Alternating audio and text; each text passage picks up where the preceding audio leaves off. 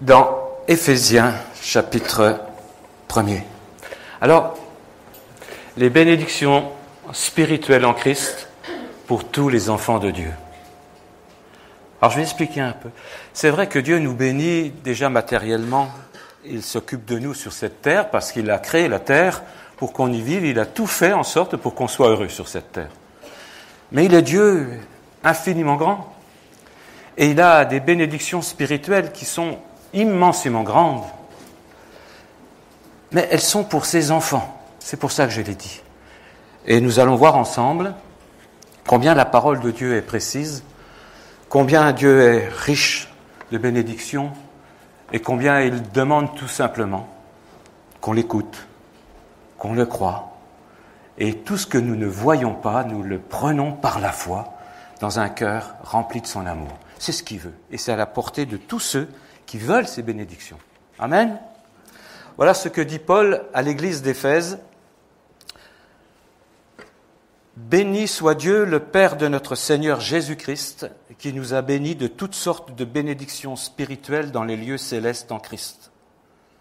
En lui, Dieu nous a élus avant la fondation du monde pour que nous soyons saints et irrépréhensibles devant lui. Nous ayant prédestinés dans son amour à être ses enfants d'adoption par Jésus-Christ, selon le bon plaisir de sa volonté, à la louange de la gloire de sa grâce qui nous a accordée en son bien-aimé. En lui, nous avons la rédemption par son sang, la rémission des péchés, selon la richesse de sa grâce, que Dieu a répandue abondamment sur nous par toute espèce de sagesse et d'intelligence, nous faisant connaître le mystère de sa volonté, selon le bienveillant dessein qu'il avait formé en lui-même, pour le mettre à exécution lorsque les temps seraient accomplis, de réunir toutes choses en Christ, celles qui sont dans les cieux et celles qui sont sur la terre. En lui, nous sommes aussi devenus héritiers, ayant été prédestinés suivant la résolution de celui qui opère toutes choses d'après le conseil de sa volonté, afin que nous servions à la louange de sa gloire, nous qui d'avance avons espéré en Christ. En lui, vous aussi, après avoir entendu la parole de la vérité, l'évangile de votre salut, en lui, vous avez cru et vous avez été scellés du Saint-Esprit qui avait été promis, lequel est un gage de notre héritage pour la rédemption de ceux que Dieu s'est acquis à la louange de sa gloire. Moi, c'est ça que j'ai envie de dire. À la lecture de ce texte, on est, je dirais, comme emporté dans un courant de grâce immense, comme un grand fleuve qui nous emporte. Ce texte nous fait lever les yeux du cœur vers le ciel, vers le troisième ciel. Paul, qui écrit à Éphèse, il a le cœur qui déborde de reconnaissance pour son Dieu, pour Jésus-Christ, pour son Père. Un cœur débordant d'amour. Lui qui a reçu l'Esprit de Dieu. Il veut partager avec Éphèse toutes ces bénédictions parce qu'il sait qu'elles sont pour tous les enfants de Dieu. Il n'est pas un privilégié, Paul. Non, il fait partie du peuple de Dieu. Il a une mission, lui, particulière, des œuvres préparées d'avance, comme nous l'avons entendu. Mais il sait que toutes ces bénédictions d'amour sont pour tous les enfants de Dieu, quels qu'ils soient. Lui, il a vu Jésus-Christ. Il était enseigné par Jésus. Il était choisi pour annoncer la bonne nouvelle. Jésus, vous savez, il était entouré de disciples. Il en avait choisi 12 qui sont partis prêcher, apporter la bonne nouvelle, guérir les malades. Mais il a plu à Dieu dans sa volonté de choisir Paul pour une mission particulière, implanter des églises, aller dans toute cette région, porter la bonne nouvelle de la grâce de Dieu pour tous les hommes. Alors ce que Paul écrit pour Éphèse, c'est aussi pour vous. Et c'est aussi pour tous les enfants de toute génération qui écouteront la parole de Dieu, qui croiront au même Dieu, au même Seigneur. Ils ont droit, et vous avez droit, aux mêmes bénédictions. Nous étions des enfants de colère comme tous les hommes. mais nous sommes devenus, et nous sommes des enfants de Dieu. N'oubliez jamais, jamais que vous êtes devenus des enfants de Dieu. Un Père saint, un Père miséricordieux, un Père plein de bonté. Et c'est ce que Paul rappelle à l'église d'Éphèse, versets 5 et 6, il dit « Nous ayant prédestinés dans son amour à être ses enfants d'adoption par Jésus-Christ, selon le bon plaisir de sa volonté. » Il l'a voulu, dans son cœur, il l'a voulu. À la louange de la gloire de sa grâce qu'il nous a accordée en son bien-aimé. Paul insiste beaucoup parce que c'est poussé par le Saint-Esprit qu'il parle. C'est pour que nous prenions bien conscience que toutes ces bénédictions sont en Jésus-Christ. Et lui seul, c'est comme ça a été rappelé. Il n'y a qu'un bonheur, c'est en Jésus.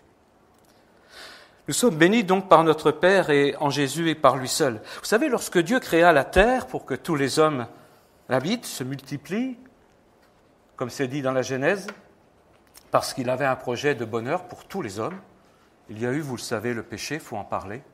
C'est tellement important de le regarder à la lumière de la parole de Dieu.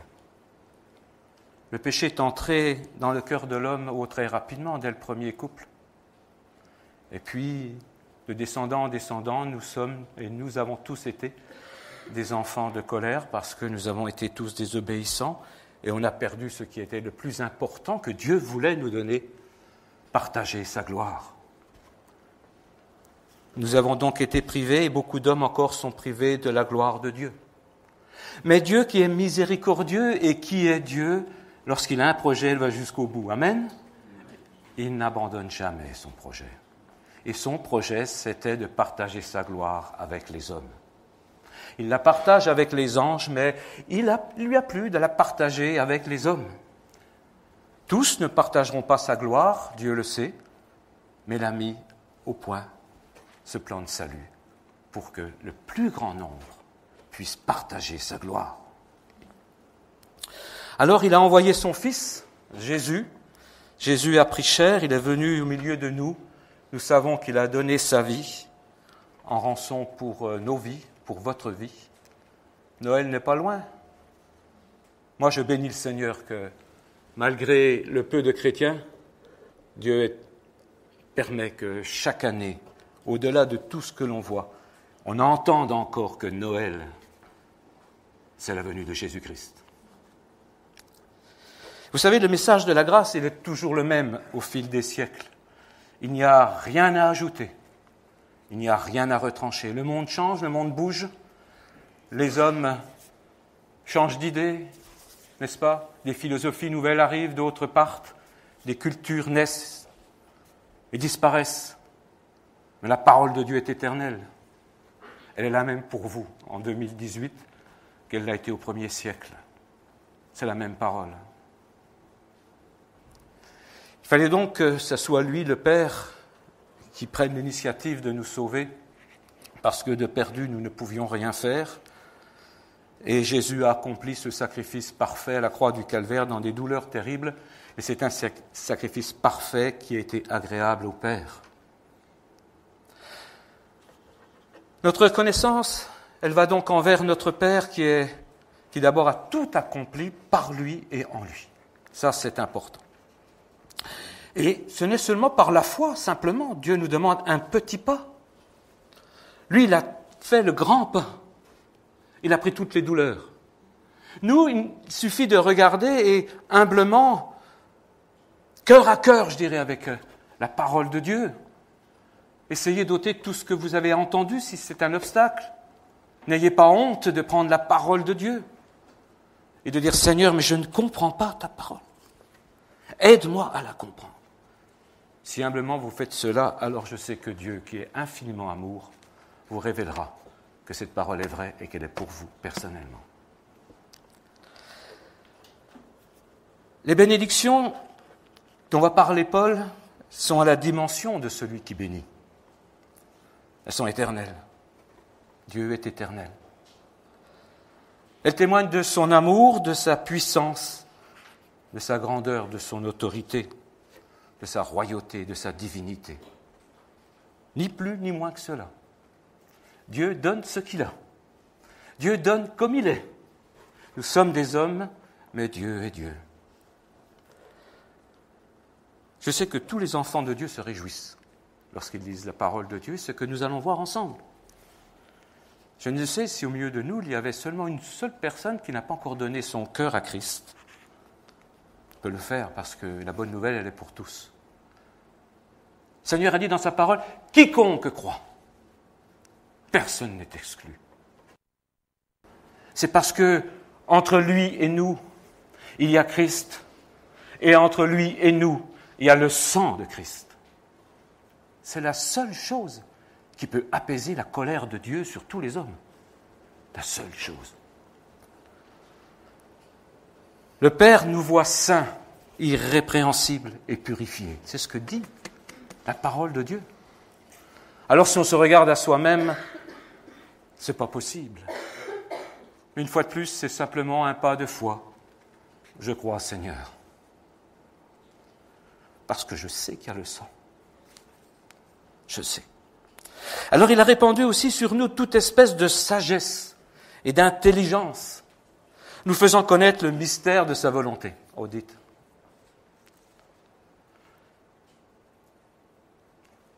Il y a des hommes qui pensent encore que la Bible et tout l'enseignement, toute la théologie, c'est réservé pour certains. Je ne suis pas contre la théologie. C'est bien qu'il y ait des hommes qui étudient la parole de Dieu et qui l'apportent. Mais ce que Paul dit, c'est que Dieu a répandu sur tous les enfants un esprit d'intelligence, un esprit de sagesse, et qu'il veut faire connaître sa volonté à tous ses enfants. C'est pas merveilleux? Est-ce qu'on ne peut pas être reconnaissant d'un Dieu qui nous aime au point, lui qui est si grand, de dire « mais je vais te faire connaître ma volonté ». L'une des conséquences du péché, c'est que les hommes sont devenus fous. Aujourd'hui, le monde est devenu fou. Il l'a toujours été, mais de plus en plus. Il me fait penser comme à une avalanche. C'est parti d'un petit péché, et puis voilà, et ça part. Ce n'est pas seulement les chrétiens qui le disent, je crois que tout homme, simplement en regardant, parce qu'aujourd'hui on sait ce qui se passe de tous les côtés de la planète, on sait ce qui se passe en Amérique, on sait ce qui se passe en France, mais partout, on ne peut que constater que l'homme a du mal à trouver une solution pour ses problèmes. Il n'y a pas que les problèmes de la planète, il y a les problèmes de son cœur. Alors je crois qu'il faut beaucoup de sagesse et d'intelligence pour comprendre où le monde va. Et Dieu nous donne par sa parole et son esprit le moyen de comprendre où va le monde. Ne cherchez pas autre chose que la parole de Dieu. Il peut y avoir des bibliothèques entières d'études sur la planète, sur une solution possible. Mais cherchez dans la parole de Dieu ce que Dieu vous dit en quelques mots, parce que c'est la vérité. C'est la vérité. Il faut aussi beaucoup de sagesse et d'intelligence pour diriger sa propre vie. La parole de Dieu nous dit que c'est par Jésus que Jésus a répandu ainsi dans nos cœurs un esprit de sagesse et d'intelligence pour vivre. Et seule la grâce et l'Esprit de Dieu, le Saint-Esprit, on a chanté la Trinité. C'est Dieu lui-même dans nos cœurs qui peut animer sa parole et qui peut nous faire marcher en sagesse et en intelligence. Et Dieu, dans son amour, sait très bien qu'on ne pourra jamais être comme son Fils parfait, mais que nous pouvons chaque jour revenir lui demander « Seigneur, aide-moi à vivre ma vie, la vie que tu veux que je vive. » Quelle reconnaissance, parce que Dieu le fait. Alléluia, Dieu le fait. Nos pensées ont changé, nos désirs ont changé. Nous avons une joie que le monde n'a pas. Si vous n'avez pas Jésus, je voudrais vous donner envie de connaître Jésus, de vivre avec Jésus. Nous connaissons la grâce de Dieu parce que nous vivons de la grâce de Dieu. Nous aimons alors parler de lui autour de nous, dans nos familles, n'est-ce pas? Et on prie. On n'a que la prière. On ne peut rien faire. C'est prier. Que l'Esprit de Dieu touche le cœur de ceux que nous aimons. Ils ont tout à gagner, à nous suivre, nous, l'Église. Nous avons à nous tenir devant Dieu pour qu'on puisse être des lumières, qu'on ne s'éteigne pas. C'est ça qu'il faut demander à Dieu. Enfin, Jésus nous a tous consolés. Il nous a enseignés. Et nous avons vu son action dans nos vies. Tous les enfants de Dieu peuvent venir à ma place et faire comme nos sœurs ont témoigné, apporter ne fût-ce qu'un mot de ce que Jésus a fait. Lui seul l'a fait. Enfin, nous allons passer à quelque chose de merveilleux. Versets 11 et 12, nous sommes devenus héritiers, afin que nous le servions à la louange de sa gloire. Un héritage pour un but. On va déjà parler de l'héritage. Sur terre, les hommes héritent de leur père mort, de leur famille, bien sûr. Nous venons nus sur terre et nous repartons nus, et nous laissons ce que dans notre vie nous avons construit, nous avons amassé. Et on entend souvent parler d'héritages prestigieux, des héritages que certains voudraient bien avoir, n'est-ce pas? D'argent, des maisons, des titres. Dernièrement, un grand chanteur nous a quittés. Il a laissé pour ses enfants tout un héritage terrestre, n'est-ce pas? Les hommes vont devoir régler ce problème d'héritage parce qu'il a eu plusieurs femmes et plusieurs enfants. Ça ne va pas être facile. Mais ils vont hériter. Si vous n'êtes pas un enfant de Johnny, parce que vous avez compris que je parlais de Johnny, vous n'aurez rien. Et je pense que vous trouvez ça normal. Alors il faut que vous trouviez normal que Dieu donne un héritage à ses enfants et pas aux hommes. C'est la vérité. Si seulement Dieu pouvait vous attirer par cette vérité, que si vous n'êtes pas à Jésus-Christ, vous n'avez pas cet héritage. C'est pour ses enfants. L'héritage le plus merveilleux, c'est d'être éternellement dans sa présence et le servir en le louant, en chantant sa gloire. Waouh! Rien que ça. Le voir face à face. Voir celui qui a les mains percées. Voir celui qui est vivant. Voir celui qui a tout accompli. Voir celui qui est le créateur du monde avec son Père et l'Esprit Saint. Le voir, non par la foi, mais par les yeux, dans un corps glorieux parce qu'il nous aura glorifiés. C'est vertigineux, mes amis. Mais moi, je crois à cette promesse. Je crois que je verrai Jésus-Christ. Une éternité de bonheur. Et pour confirmer cela, alors on va écouter ce qu'a dit un apôtre, un autre, Jean, qui complète ce que dit Paul. Il le dit d'une manière encore plus précise, pour vous encourager à croire en sa parole, à croire que le futur est avec Jésus-Christ, et que Jésus-Christ. Ne cherchez pas dans la philosophie, dans la religion. Ne croyez pas non plus qu'il n'y a rien après la mort. Combien j'entends de personnes qui pensent que leur propre vie, même si elle n'est pas parfaite, elle suffit pour ne pas avoir peur de la mort. Ça me fait mal quand j'entends ça, je vous le dis franchement. Pourquoi on est à l'éternité? Pourquoi ce n'est pas possible qu'il n'y ait rien après la mort? Lorsque Dieu crée quelque chose, c'est éternel, mes amis. Il ne crée pas pour un temps, il crée pour l'éternité. La terre, elle n'est pas éternelle, parce qu'il a fait de la matière. Mais ce qu'il y a en vous, que vous soyez pécheur ou pas pécheur, c'est votre âme. Et l'âme, elle vient de Dieu. C'est un souffle éternel. Que dit l'apôtre Jean dans l'Apocalypse? Chapitre 21, je ne sais pas si on l'a, de 1 à 4. Jean, c'est un apôtre qui a connu Jésus-Christ. Il a reçu comme Paul des visions. Il a reçu comme Paul la pensée du Père.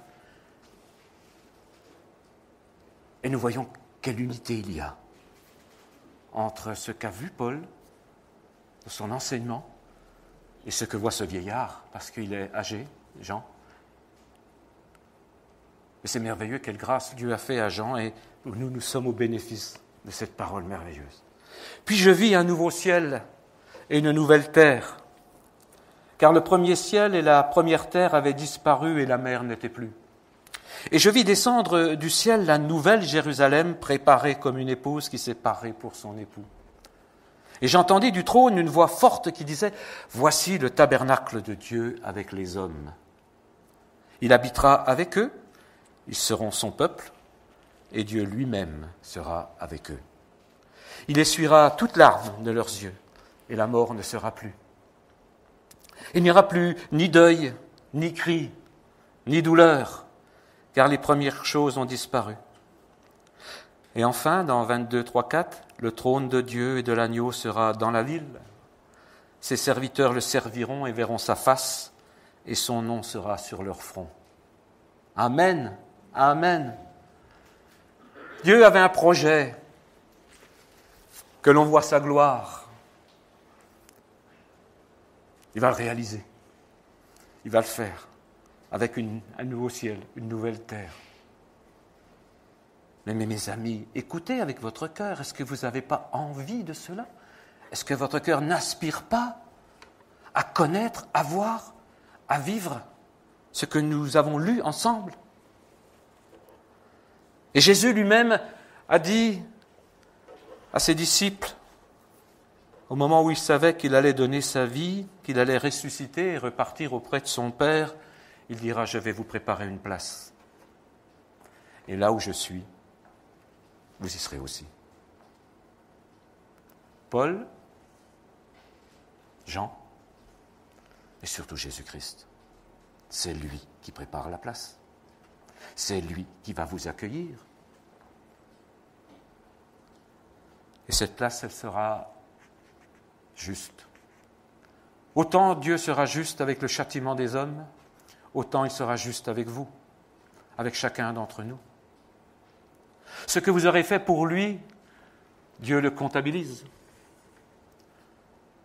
Lorsqu'on a servi le Seigneur pendant 50, 60, je ne sais combien d'années, qu'on était fidèle, Dieu te donnera, ma sœur, ce qui te revient. Lorsque Paul recevra sûrement sa récompense, je pense qu'on verra une couronne brillante. Et je verrai aussi, et vous verrez, que chacun, nous aurons, là aussi, des brillants, qui seront à la hauteur du service de ce que le Seigneur vous a demandé et que vous aurez accompli, de ce qu'il a prévu d'avance. On doit être reconnaissant d'un tel héritage. Il est certain, il nous encourage à marcher avec lui.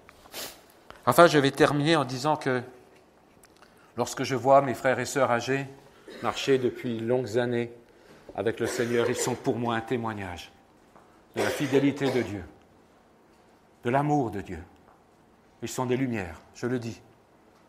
J'aime voir les personnes âgées tenir Jésus-Christ pendant 50 ans, pendant 60 ans, pendant 70 ans. Ils auront un héritage. Alors, mon ami, si tu ne crois pas à l'amour de Dieu, quel désastre pour ta vie. Mais si tu crois à l'amour de Dieu et à sa parole et à ses promesses, alors tu peux traverser 2018. Et si en 2018 tu auras des jours mauvais, comme tous, pense à celui qui peut te bénir. Il traversera avec toi la douleur, j'en suis certain. Il te donnera toujours un cœur en paix. Parce que la plus grande des bénédictions, c'est d'être réconcilié avec lui. C'est d'être réconcilié. Amen. On va prier le Seigneur. Merci Seigneur pour toutes tes promesses, toutes tes bénédictions. La plus grande, c'est dans ton amour, de nous avoir arrachés à ce siècle mauvais, de nous donner un cœur qui t'est agréable, de nous pardonner nos péchés. Toi, tu es fidèle. Et tu veux que nous marchions avec toi et tu nous as déjà révélé, Seigneur, tant de choses dans ce futur qui est proche pour certains. Nous t'attendons, Seigneur. Et si tu ne reviens pas en 2018 si tu nous prends. Seigneur, tu nous promets. Tu nous promets que nous avons une place auprès de toi, ceux qui t'ont donné leur cœur, tes enfants, tous tes enfants. Alors nous sommes tous reconnaissants, Seigneur, de tant d'amour, de tant de bonté, de tant de puissance, Seigneur, et d'autorité sur le mal. Merci, Seigneur. Amen. Amen.